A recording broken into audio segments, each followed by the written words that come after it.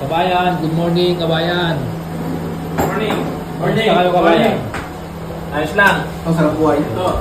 Pakikain. Ayos siya. Ano yung kinakain nyo, kabayan? Kabayan, ano yung kinakain nyo? Sopas. Luto ni Chef. Chef Jesse.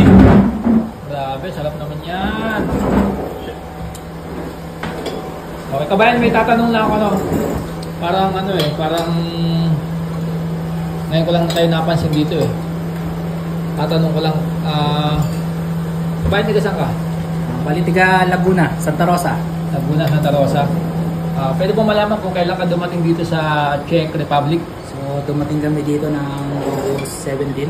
August 17. Kailan lang, di ba? August 17. Sir, pwede malaman kung anong agency nyo sa Pilipinas? So, siyempre, EarthSmart. Okay, diba? EarthSmart tayo. Smart, saan ang address ng sir? So, actually, hindi ko naman na masyado. Pero Pasig siya. Sa Pasig. Pasig. Okay. Tapos dito sir, sa Czech, ano yung ano nyo, ano yung company nyo dito? So, Hopi. Hopi, anong ano yan? Anong industry yan? Ano siya? Ano tayo eh? Logistic. Logistic. Bali, ano magiging trabaho nyo dun sir? Picker kami. Actually, picker kami lahat. Picker, yung ano? Sorry pala, meron pala isang ano dito. Saan sir? Ito, forklift. Dalawa. Sir, sa forklift kayo? Sir. RT? Mga RT operator? Apa. Sir, pwede malaman saan ka sa atin? Sa Tiga Cavite po. Cavite, sa Cavite. Sa Nahi Cavite ho. Wow, shout out sa mga tiga-naik. Ikaw, boss? General Trias, Cavite. Kung gagaling pa. J3. Kayo, boss? Saan kayo, boss? Dinalpi ang Bataan, geng.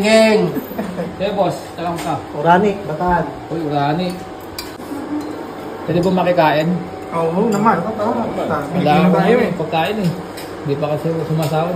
Ay, ito ho. Ayan ho ang sopas. Ayan ho ang mangkok. Kumain ho kayo. Sige.